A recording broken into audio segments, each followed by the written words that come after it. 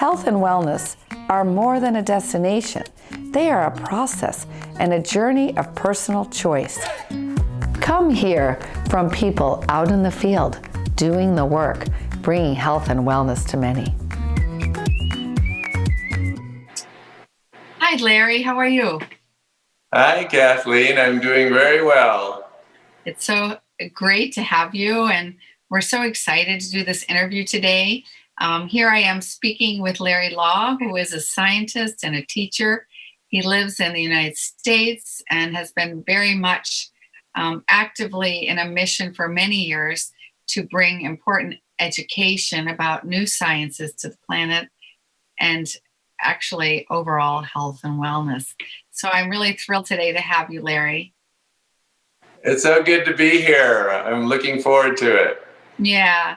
So I just want to start with a little bit on your background. Tell me something about your background as a scientist. What did you do in the past, and why is science such an important matter in your life? Okay. Well, I went to college. I went to the United States Air Force Academy. I got an appointment to go to that school, and I majored in mathematics and computer science. I had a lot of courses there. So I've always been interested in the sciences. After graduation, after serving a career in the Air Force, I went into education, and I taught graduate, undergraduate, and at the high school. And I've always been interested in science. And when my wife, Angie, was sick, she started to get sicker and sicker. And for 15 years, she got very, very sick. And so I started to do research and looking for answers. And so I spent about 40,000 hours when I found the field of glycobiology, and that's my background. And so enough hours that I was able to write a book and publish it and provide that information of some of the truths that I found that were kind of hidden in the science of health. That's so interesting. I'm going to have a link to that book below. The book is called There's an Elephant in the Room, as I remember. Correct. Exactly. And we try to expose hidden truths in the science of health. And so that's in my study, we came across quite a bit, quite a few hidden truths. So Larry, I'm very curious because you've been studying these many sciences, new sciences for years.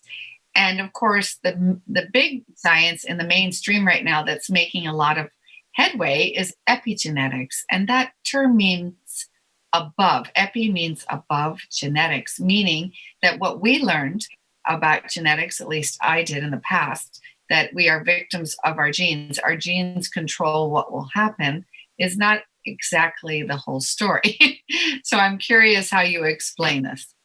Well, genetics came into vogue in the 1950s when they discovered the DNA helix within the cells, and they uncovered the secret of life, the code of life, and it was an amazing thing. And so genetics was born out of that discovery. But over the last 70 years, about 20 years ago, they discovered that the genes are actually just the blueprint. And there's a contractor who actually reads the blueprint and interprets it and makes adjustments. And they didn't realize that. And when they did the genome project around 2000, it took them about 10 years. But what they discovered was humans only have about 20,000 genes. And other animals and fruits and vegetables, some of them, like the Heinz tomato, has 37,000 genes. And it just didn't make sense that a tomato would be more complicated than a human being. So in around the year 2000, they discovered that there were only 20,000 genes within humans, and they were expecting 120,000 to explain our complexity, because they realized that a Heinz tomato has 37,000 genes, and the fruit fly was as complicated as a human being, and that didn't make any sense. We were far more complicated. So genetics was not explaining the complexity of life. And they did some investigation. And about 2010, they discovered that there were sugars being added to these proteins in a process called glycosylation. And the adding of sugars within the cell was what made the genes different. It made the proteins different. And that process was called epigenetics, or above the genes, because now you had something that was altering the genes. And I like the analogy of a flagpole, because if you think of the pole of the flag, of the flagpole, being the protein, being the gene, then you put the sugars are the flag. And if you have a different flag on a flagpole, it represents a different country. So the interpretation of this whole flagpole depends on the flag that's waving at the top. And that's what happens within the cells. If you put a different sugar combination on a protein, you can have the same protein, but different sugars will cause it to be recognized and handled and folded much differently and it's the same amino acid structure, the same protein. So that's what it was. And so epigenetics is the study of these sugars and how the sugars alter proteins and how that is expressed within the body. It turns out that they thought cancer was 80% genetic, and now it's less than 5%. And so the whole structure of genetics is being altered slowly, but now we're seeing that what we thought was crystal clear is not so clear. So let's just make some things clear, because some people might not even understand this at all as far as sugar, because most people in the world think sugar is for energy. So if you're listening to this broadcast for the first time and you hear that sugar actually makes the structure of our cells, that might be new for you. Can you explain that some more, Larry? That's very important. You bet. And that's the problem with glycobiology. The study of sugar is that we think usually of glucose, which is the most common sugar. It's used to create energy within the cell. It's a very important sugar that the mitochondria needs. And it's implicated in cancer and lots of things, lots of bad things, sometimes when we have too much of it. But there are 8 sugars that turn out to be critical within the body, and they form the structures, these flagpoles, if you will, the flags on the outside of your cell. I call them antennas, but they're these hair-like structures, kind of like the whiskers of a beard on a man. If you thought of the whiskers as these antenna structures, every cell is covered with a beard. And those individual whiskers are these protein and sugar structures. And there are only 8 that are ever used on those structures, and they cover every single cell in the body. And so one of them is glucose, but the others are different. You have fucose, you have N-acetylgalactosamine, you have galactose, you have glucosamine, and 8 of them. And so they're amazing, and how they're arranged creates different pictures, different flags on the flagpole. Okay, so what we eat really matters. So I want to ask you, so we all know, many people, that macronutrients are important, and macro meaning the main nutrients that become us, which most people who might be listening know that protein and fats are 2 major macronutrients, but these sugars are the third, right, Larry? The 8 essential sugars. Can you share a little bit about that? You bet. So protein, carbohydrate, and fats or lipids are essential for human health. But when you break out the structure of carbohydrates, most of us think of just glucose. These other sugars turn out to be vitally important. In fact, we get so much glucose in the modern diet, it's a problem. And for a long time, we demonized fats. About 1980, they decided that fat was what makes you fat, and they didn't think sugar was the culprit. And so they made a decision, and fat was demonized, and that's why a whole industry of no fat, low fat came about. And we were under that for about 40 years, but it turns out the fat is critical. Cholesterol is critical to your body and the function of your body. And we discovered a metabolic process that changes sugar into fat.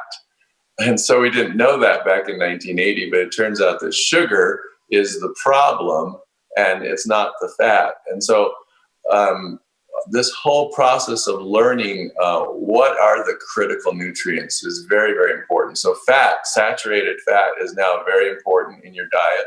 You want to have plenty of fat.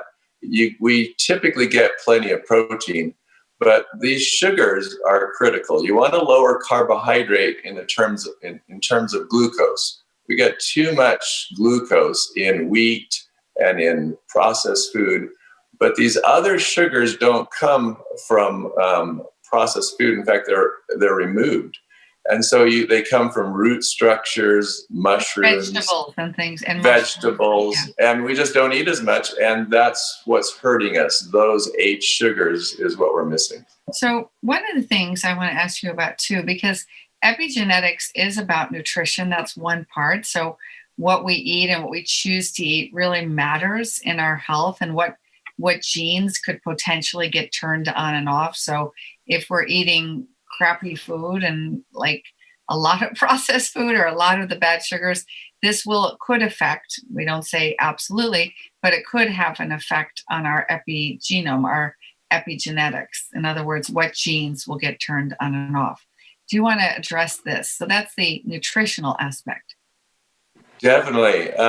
So the body has a process that it adds these 8 critical sugars to within every cell in the body, and it adds it to these proteins, and that's what brings life to us.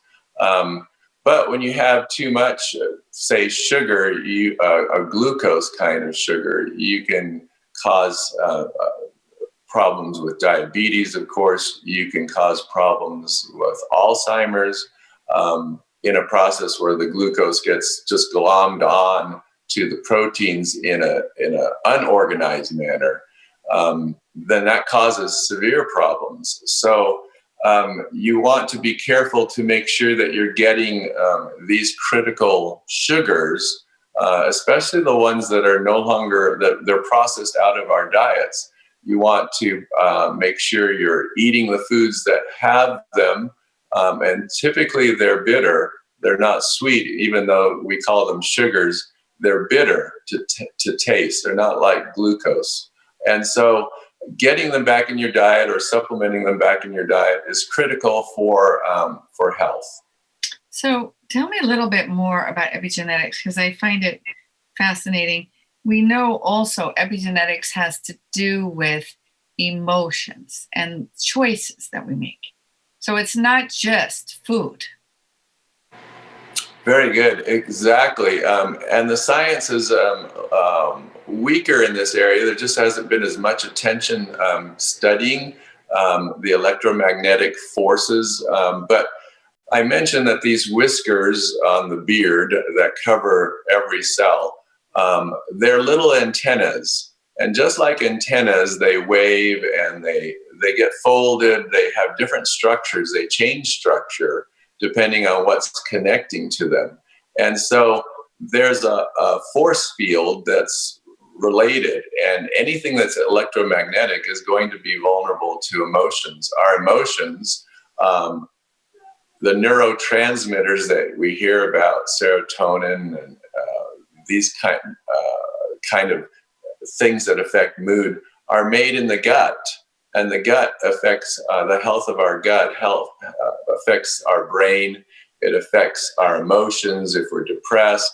And so if you are depressed, you're not getting those signals being sent out, and that whole thing affects. A really nice example would be cardiovascular disease. So within our arteries, if you went inside the artery and looked inside where the lumen is, the inner wall, you'll see that the surface cells have these sugar proteins extending. So these sugar proteins are extending off these cells, and they create a force field. And so the blood runs on top of them, and it's buffered by this kind of like a Star Wars force field. And so the blood rushes, and it doesn't rub up against the cells and cause damage, because it's riding above the cells on these sugar proteins. Now, if you don't make those sugar proteins correctly, then you start to have damage, and the blood will start to come down lower, and they will start to rub friction against these surface cells. And that will be the start of inflammation. And once you have inflammation beginning, a damage to that cell wall, then the body is going to try to repair it. And it will first lay down a calcified plaque. So calcium in the blood will come out of a solution, and it will deposit, and eventually LDL or oxidized cholesterol will start to deposit, and it will try to heal it. And now you're well on the path to heart disease. And so these sugars provide a very important, that emotional effect on how we think affects the force around those cells, because these are little antennas, and they're subjected to emotions, cause the vibration to change on these cells, antennas. So very important. Yeah. So therefore, what it really comes down to is it's not one thing. It's never one thing. Nutrition is one part, but how our emotional well-being and how we lead our lives and how we choose things, including the thought patterns we choose. Are we positive? Are we negative? All of this will have a direct effect on our cell health and our well-being. Yeah, I was just thinking that's exactly right. And another great example, of course, is with cancer. If you were to look at cancer cells, you'll see that they are dark because they're not creating energy. And we associate energy with emotions and those kinds of things. So there's a physical component, but there's also this emotional component. But in the cancer cells, the mitochondria stop making energy efficiently. In healthy cells, they can turn a lot of glucose quickly into energy, called ATP. The cancer cells are far less efficient, and so they don't. And if you were to look at them, you'll see the healthy cells are light, and the cancer cells are dark because they're not creating energy. And that whole those sugar proteins that are around the cell, that we were talking about, you'll see that they're altered on the face of cancer cells every single time. They do not have the healthy glycoproteins or antennas sitting around their cells. They've been altered, and so they become dark. It's interesting to see when you study cancer, a PET scan. Sometimes people will get a PET scan, and they'll take radioactive glucose, and cancer is always deprived of sugar, and that's why you don't want to typically feed sugar to a cancer cell, because it's crying for sugar because it can't make energy. It's using an older pathway, and it's not as efficient making energy from glucose, and so it needs more glucose. So they feed that, and these cancer cells will suck up all that radioactive glucose, and they'll light up on a PET scan. And so that's how they discover where the cancer is in a human body.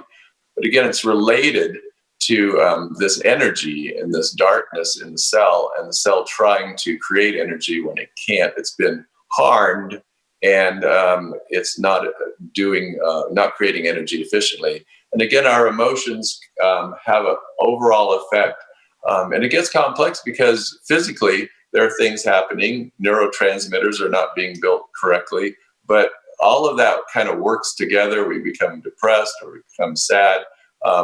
Temporarily, it's not a problem, but when you do that over time, it causes issues. And so we have to deal with emotional things, the baggage that we all carry. We have to clear it out as well and as best we can so that it doesn't manifest in dis-ease. Yeah, and we're really not taught about this. It's not No. like we come and we're born and they say, "Oh, welcome to planet Earth, and now you're gonna come here. You're gonna have all these emotions, and you need to digest them and process them and feel them, and then let them go." Right? We're not taught this. So No. people going through life, because I've read studies, particularly with anger, that many times people don't deal with anger properly. Yeah. They just feel it and stuff it. And Yeah. I've seen many studies related. I mean, you brought up cancer, but cancer related to anger that has not been handled well. So Definitely.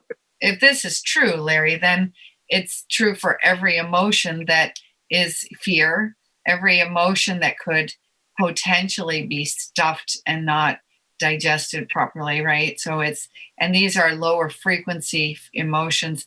There are very high frequency emotions like joy and happiness. And the thing is, we would all like to be there. But the question is, how much are we truly there? Like, Yeah. ask yourself. I always say to my students, where do you live? What is your main frequency that you give out in the world? Because when we meet people and we can feel this. Yes. And we can feel if it's they're angry and maybe they're not even aware of it. So, but these emotions, our emotional health and our thought patterns, so it's not just emotions, it's also thoughts that affect what genes can potentially, in the science of epigenetics. Can you share a little bit about that? Because thoughts are very powerful. Yes, we all have ups and downs, and we go through life, and we have adversity, we have trials. But I find that, and the science is starting to bear this out as we are able to make these connections, that if you can maintain a feeling of gratitude as you go through life, um, even gratitude for the trial that you're going through, because there will be many things out of the trial that will teach us, Yeah. and we learn and we grow, and so we have to have opposition in all things, because it teaches us how to value the good, and to not value the bad in our lives. But we learn many things. That attitude, if you can maintain that and find joy in the creation of this world that we live in, the forests, the lakes, being outside in nature, if you can find joy in relationships, if you can maximize the good that is there in your life, even when the bad is there, and and see even the good that's still in the adversity, it will help create within you more light. And the more light that you have leads to health and a positive energy and an uplifting feel. And as you walk and meet people, you can see people who are depressed and who are Yeah. darker just in their countenance. And I think a major factor is if you can learn to be grateful for the things that we have and realize that nothing is really personal. It's things that are happening to all of us. We all have stories, but we can write the ending to these stories and we can find joy. And there's always purpose in life. And if you understand that there's purpose, then you don't have to be despondent and feel like it's useless. There's meaning in our lives, and finding that is emotionally healing. Whether you find that in spirituality, religion, or wherever, to have the faith to move forward and to be grateful for the things that happen, and to realize this will all come to pass. Yeah. It will be better. Yeah. We all have a choice every minute, actually, where we're going Exactly. to go and how we're going to handle what happens. But a thought is real. I mean, our thoughts, and if they're negative, they will bring less light. That is starting to be proven. So Yeah. where you're going to think, what you're going to think about, what you just said is we will have things happen, but we Yeah. have a choice what we're going to think about what just happened. So in other words, yes, you and I will have challenges and we will have stuff. But I always think of those Buddhist monks or very enlightened people, which is very interesting. They use that term enlightened, that they, whatever seems to happen, they choose. They know they have the choice what emotion they want to have about it. That's very powerful. It's huge, and we know from the science now that when your brain, when you build those neural pathways, those roadways, that thoughts travel down, that electrical impulses, it's electrical impulses that travel down these roads. That if you make connections with other things, your brain will wire itself. It's called neuroplasticity, but it's always rewiring. And the thoughts that you send or think, it could make other connections. One of the wonderful things about dreaming is that at night you can have some bizarre dreams, but your brain is always trying to make associations and connections. And so it will create these neural pathways, and you can create new ones and have new thoughts. And the more you use those, then the stronger they become. So you go from having dirt road to a neighborhood road to a super highway by going down and sending those thoughts down those roadways. And you can choose to do that. So that's why living a life in gratitude and living that can actually alter your brain chemistry and the thoughts you think. So the benefit of epigenetics is that we are not victims to our genes. That's what the dogma seemed to be in the 1950s, all through the last century. But epigenetics gives us the key to see scientifically that we're not victims to our genes. The expression turning on genes, turning off genes, that is predominantly made, the science shows, by nutrient availability is the words that they use. So the nutrients that you have in your body, basically they're saying good food turns on good genes and bad food turns on bad genes, or at least suppresses the good genes.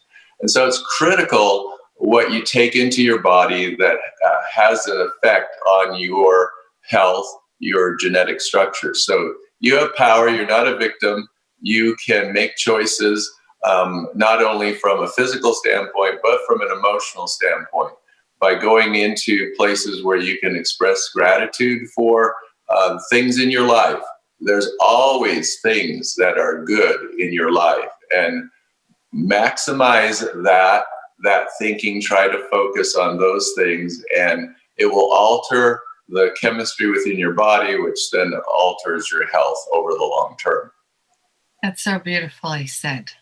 I think it's so important my work is to help train health coaches. And I think, when people work one-on-one on their life stories and on the way they think about those life stories, their whole life can change. And we see that when they start, Larry, to change one thing, like maybe they start to change the way they look at their life story or the relationships they're having, they do start, like that sets up a cascade of also they might look at their food suddenly. So they might want to improve all areas of their life because it's not one thing.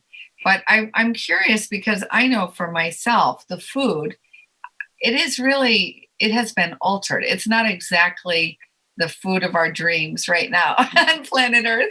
Can you address that, and particularly about the grains? You bet. It's so important. The first chapter in my book I devoted to how our food has been altered through just processing. How our flour is processed, how we remove key nutrients that we didn't know were so key because we didn't understand how it works. But we've removed by processing our food. We fortify our food, trying to put in some of those nutrients that we take out, but we do it synthetically and inorganically, which just means it's not plant-based. It's not accepted within the body. And so these are like fake vitamins, fake minerals that don't do the job that plant-based vitamins and minerals do. We have genetic engineering. We have GMO food. We've altered the DNA. We're putting the DNA, for example, salmon. They have a genetically altered salmon, which is the first kind of food, meat, that has been authorized for sale to people. But they're putting the DNA of an ocean pout, which is an eel-like fish, mixed with the DNA of a Chinook salmon and an Atlantic salmon to create a salmon that grows twice as fast and gets twice as big as the regular salmon because it's forced to grow all the time. So when you do things like that, you're taking the DNA of things that are not necessarily part of your body or meant for your body, because they can take bacteria, viruses, all come along for the ride when they genetically engineer. And so we have all kinds of DNA, foreign DNA, that comes into our body. So you have to be very careful with GMO. With the wheat, the ancient grain is a wonderful thing. Wheat is the staff of life, and it has been for centuries, millennia. But modern wheat, which came on the scene about the 1950s, just after World War II, modern wheat has been altered through over-hybridization, where they've hybridized or they married different strains of wheat looking to create a more productive wheat. And they created one, but there were serious ramifications that we're finding with this new modern wheat, in the amount of sugar that is in this wheat. It's astronomical how much sugar is in this wheat. In fact, if you eat a slice of bread, you're getting more sugar than a tablespoon and a half of pure sugar, or a candy bar, or ice cream. And people don't think that eating bread is that bad. But in addition, the gluten, which is protein, we've altered that with this hybridization process. And so that's why there's so many people who can't have gluten. This is not the same gluten that is in the ancient grains that we've eaten for millennia. This is modern wheat gluten. And the proteins are, again, not recognized because the sugars, the combination, and all of that is not correct. And our bodies, it's foreign. And so we can't eat it. And more people are sensitive to that. So our food has been altered in lots of ways that you have to clear out the bad, the processed and the fortified and the GMO and the modern wheat. You clear those things out and you go back to eating plant-based, properly. If you're not vegan, eat properly raised meat. Because again, how the animals are treated. Yeah, it matters. Yeah, it matters emotionally to that, because it causes stress in animals. And if you stress them, it gets passed on physically into the meat, and you eat that, and it's going to have ramifications for you. And you also have, I know we teach this, but the difference between grass and grain-fed cows. Yeah. And factory farming is proven to be pretty much a disaster for Exactly. We have to cows are not meant to eat grain. They're meant to eat grass, and that's why they have more stomachs than one, is to be able to process that. We do not eat grass. We only have one stomach, but they have several, and so that's how they're built. Grain is not something that they're designed to eat, and yet that's what we feed them so much. Yeah, so more and more people are becoming vegetarians, and there are a lot of products out there that are, for instance, they make a new kind of meat. I'm not sure of the health of this. Is there something you can say about that? I mean, it seems to be in a lot of vegetarian or vegan restaurants. Yes, and I'm going to probably put an article together on that as I go into more of that. It sounds like a good idea, and a lot of it is a good idea. They're making it from plant. But the devil is always in the details. And so as I've gone into some of the details, how they're doing it, and one of them in particular is using a genetic engineering process. And again, when you do that, you even with a genetically engineered bacteria, the bacteria bring along viruses and different things, and you've just now inserted that into your food. It's the same problem we had when we had the polio vaccine. They grew it in monkey kidneys, the vaccine, and they brought along viruses. And the 40th virus, SV40, is actually now linked to non-Hodgkin's lymphoma around the world. And so we bring these things in. It was dormant in the monkey, but it was not dormant in the human. And so without adequate testing, you run these risks and of doing great harm to people. So you have to be very careful with these advancements. And the same with this new meat. There's a lot of good things about it, and I've tried it. I've tasted it. It's really good. It tastes it tastes really good. Yeah, but and so it's better for the planet. It's certainly. So exactly. We have to do investigation, is what you're saying, before, and not just put things out. We really have to have health. So that brings me to my next question. Our healthcare system, I was a nurse in our healthcare system, and I was definitely going to say in my past, it's not health, it's a sick care system.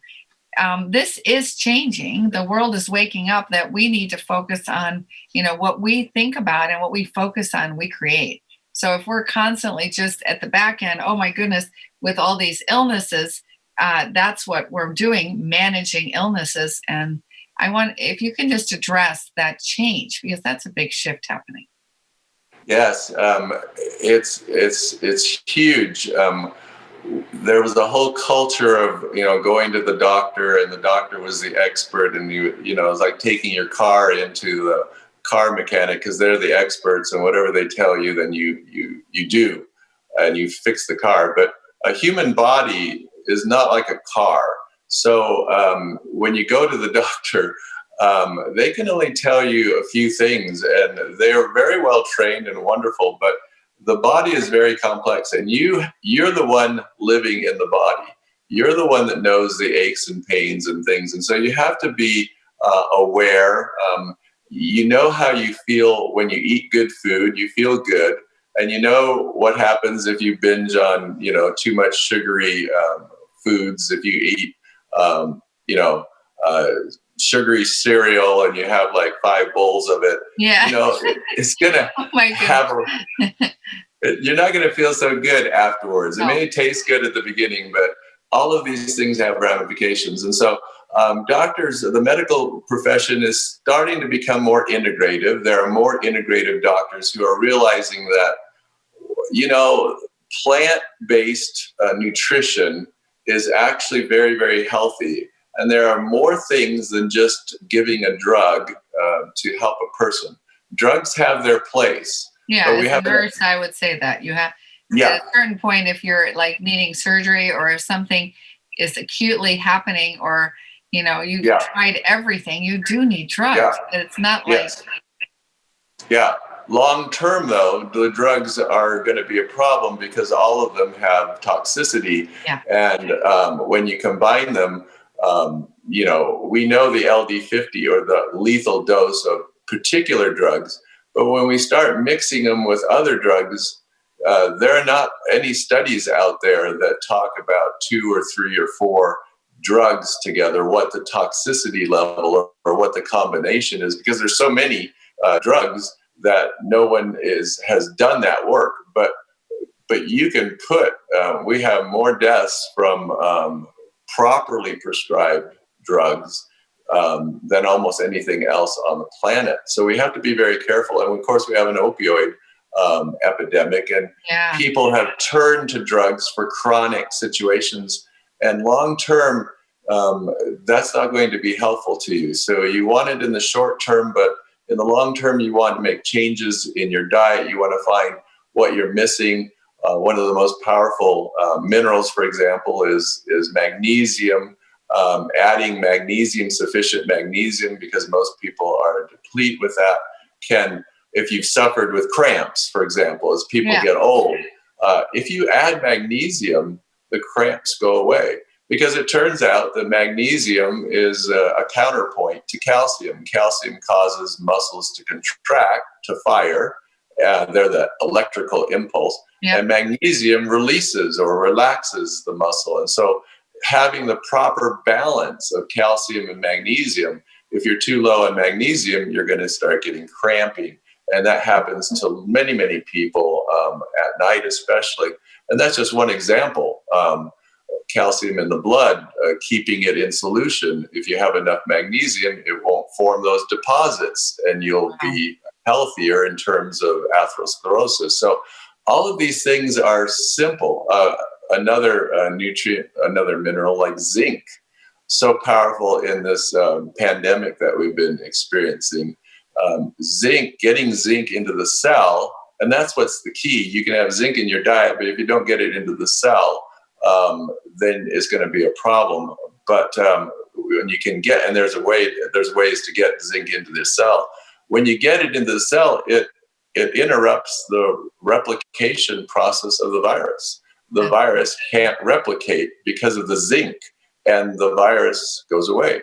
And so the coronavirus. And so zinc is very, very powerful, but you have to get it into the cell, and that's the key. And so some of these drugs that have been around are able to transport the zinc into the cell. So just nutrition, minerals, vitamins that are plant-based, not inorganic, very, very powerful in terms of overall health that people are not taught, they're not aware, but more and more doctors are becoming aware. But it is interesting, there's a whole issue on social media of getting that information out, because people who have been teaching or who come to that and try to get that information out, many, many times they're banned or they're taken down off of social media, and their story can't get out.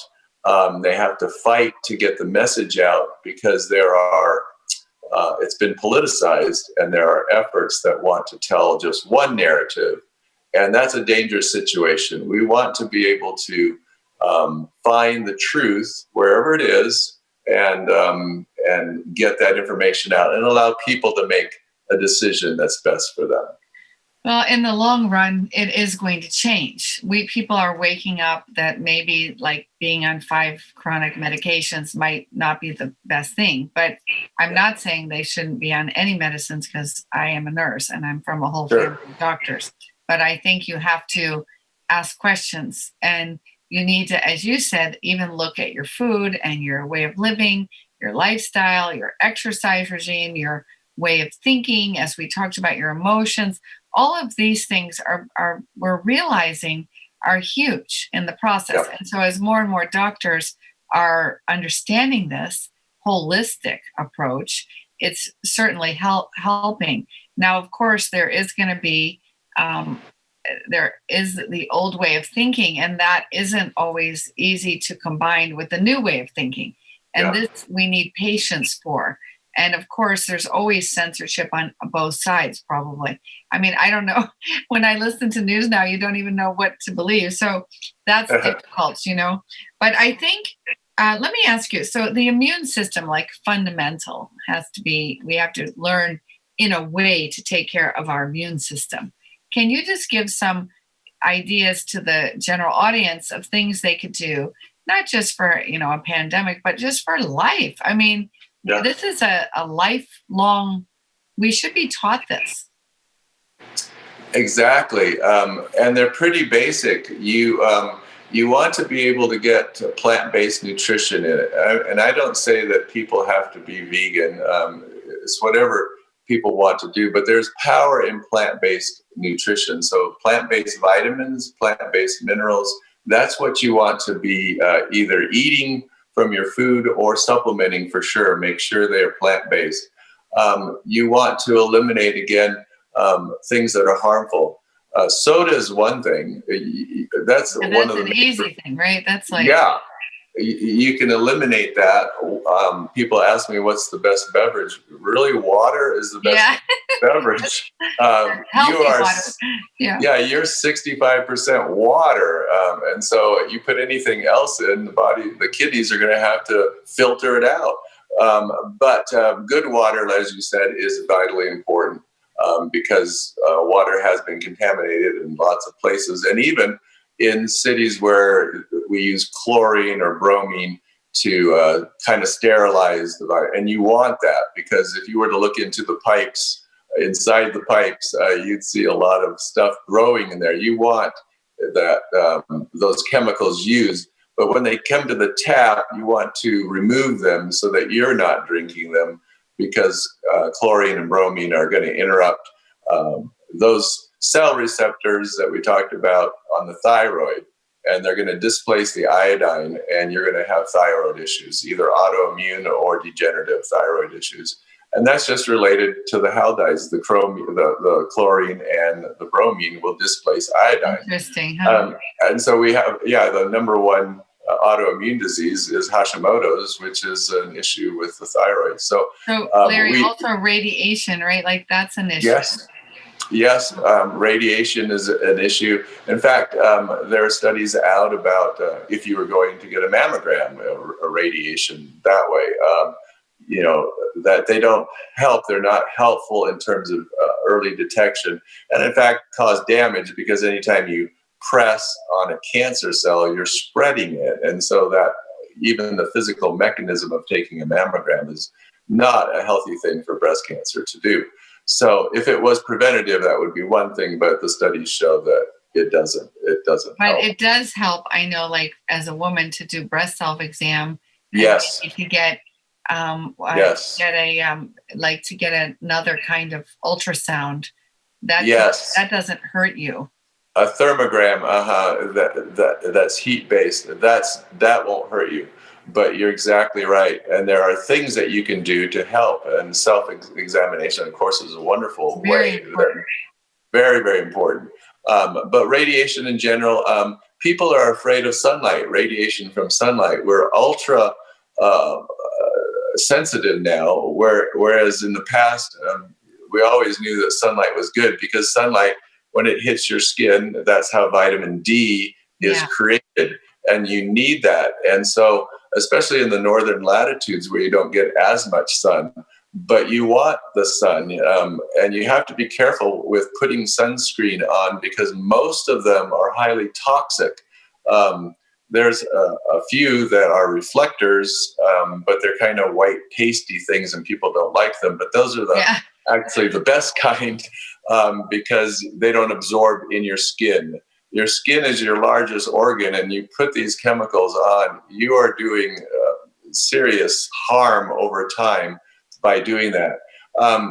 Put on clothing, do something else instead of putting the sunscreen on. But a t-shirt, anything can help lessen, but you do want to get the sun, and you want to have plenty of sun. We have a huge vitamin D deficiency, which is a key vitamin in terms of overall health. And we don't need to, it's easily repaired by being in the sun, getting enough sunlight. So and people can get their vitamin D checked, which is what I always recommend. Because, but one of the things I know from my son who works at Mount Sinai is they have done a research now that shows that anyone who's taking extra vitamin D or making sure they're getting enough sunlight or whatever, they have an advantage also with their immune system right now. So that's definitely helpful. Definitely helpful. Basics. These are just basic things that are not complicated, but the human body is so beautifully simplistic and yet so complex. But it can take care of itself if we just give it some basic things, and it'll run fine and serve us very, very well. Wonderful. So, Larry, just to end today, I just love listening to you. I can listen to you always. Tell me a little bit about your personal why you do and why you did all this research a little bit more, and just, why you wrote the book. So I wasn't planning on writing a book or getting involved in this science at all. I had never even heard of the science of glycobiology, which is amazing because I love science and I never, ever heard the term. So I was astounded to find that there was something out there that I had not heard. But it was because of my wife Angie's health condition, and she was to the point where she was on the verge of dying. Everything was breaking down. She had several autoimmune diseases. She had several degenerative diseases, and we did everything that we knew to do, and we had exhausted the medical options, and we tried just everything, and there was just nothing there. So when I stumbled onto this, it made a huge difference. So the nutrients that are missing in your body are the most important nutrients to get into your body, because they can represent. Also, Larry, this is also called like glycoscience, right? Because it is a science. Yes. Yeah. Glycoscience, the study of sugar, and not just sucrose. It's not the study of table sugar. It's the study of these other sugars, which represent huge benefits. And it can be the tipping point in terms of your health, because they are on, these sugars are on every cell. For example, red blood cells, almost 1 million of these whiskers are around these one cell.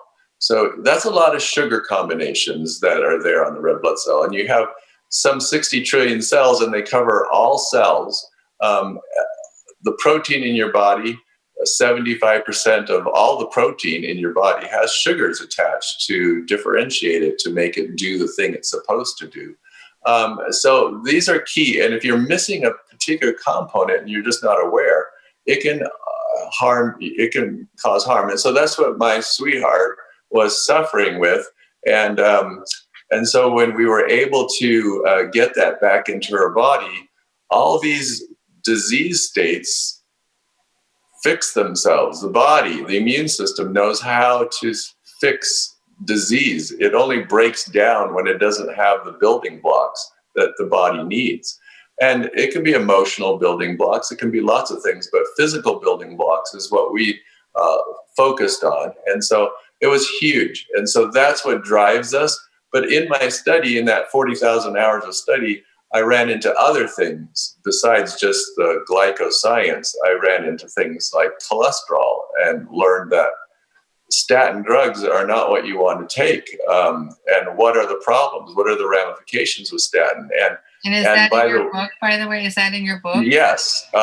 In fact, lowering cholesterol is the worst thing you can do for brain health and heart health. I want to emphasize that. And when you read the studies, it turns out that high cholesterol is protective. It's beneficial to brain and heart. And so the whole story is written because people were trying to sell a drug, and the story is wrong. And so when you find these truths, that just grates on me. And so that's why I wrote the book, is to get information out to people that you don't have to read the study. They're complicated, but I share enough of it in the book that says clearly, this is not what you want. The story is oxidized LDL, which is kind of technical, but it turns out the cholesterol problem, if you think of cholesterol like a taxi cab is the carrier, and you have the passengers inside the taxi cab. That's the cholesterol. Cholesterol you need. Your brain is 25% cholesterol by weight. Do not lower your cholesterol. But it's the taxi cab, the LDL, the low density lipoprotein, the taxi cab that gets oxidized, it gets rusty. And as it travels through, that rust causes problems. So it's oxidized LDL, not the cholesterol. And so what oxidizes the LDL is sugar. Oh, yeah, the bad sugar.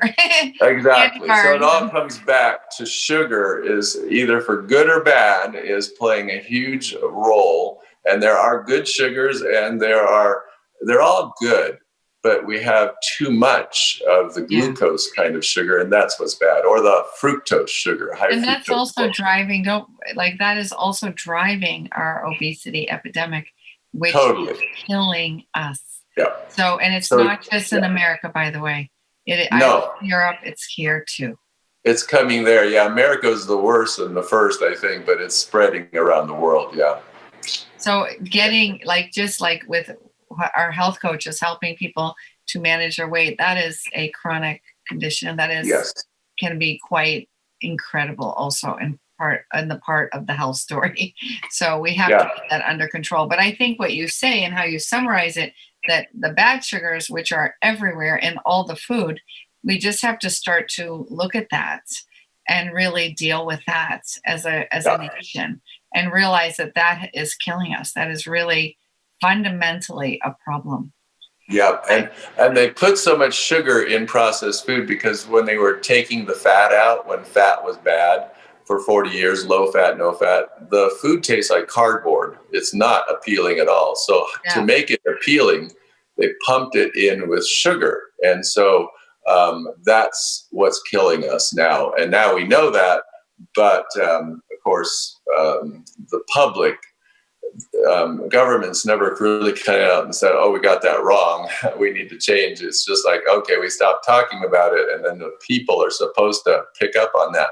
And so we don't. We need to be told. And so that's what the purpose of the book is, to tell people that here's some basic things that you can do or be aware of.